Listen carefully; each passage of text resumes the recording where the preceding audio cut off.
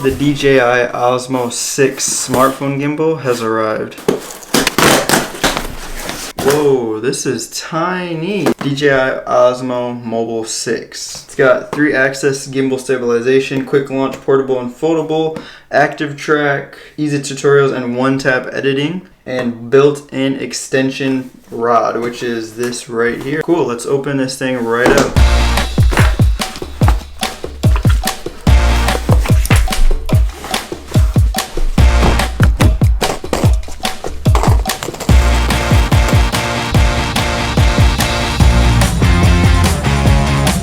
Okay, this is the easiest gimbal I've ever had to set up. You have your gimbal, the tripod, the phone clip. It goes right on the back of your phone. Screw on the tripod if you want to use it. Take your little magnet phone clip, put it on the back of your phone. So make sure it's facing up. The DJI logo, you'll want to be facing upright. And then when you put it onto the phone, it'll be upright. There we go. And it'll do its thing. So that's how you set it up.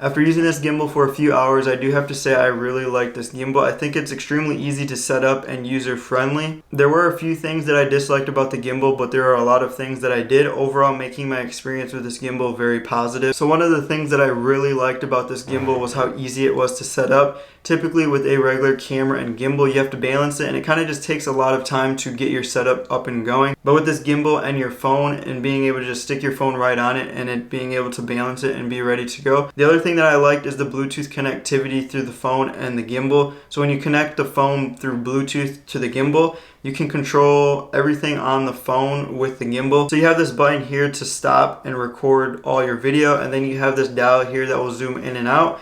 Then you also have this little button here that I like. That'll change your camera angle from vertical or horizontal video. If you like to shoot everything in horizontal and vertical, it makes it super easy to just switch back and forth very quickly. And one of the things that I didn't like about this gimbal were the active track. So for me, I think active track would be really helpful to help film myself if I'm in front of the camera and say skateboarding and I want to film myself in motion with the camera following me.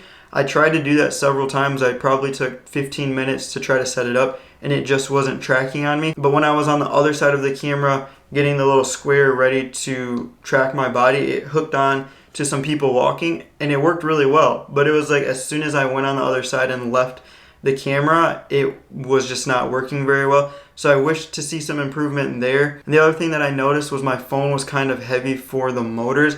It looked like where the camera was with how beefy the camera is. I'm using the iPhone 12 Pro Max, so it's not as beefy as the newer phones. I noticed that there was some tilt, meaning that it was just too heavy where the camera was. So I had to kind of slide my phone mount closer to the camera so that it would even out with the weight. But other than that, it's a really good gimbal, and maybe if you're using your phone without a case, maybe you wouldn't have that issue, but I like to keep my case on. Other than that, this gimbal is really nice and I highly recommend it for any smartphone content creators.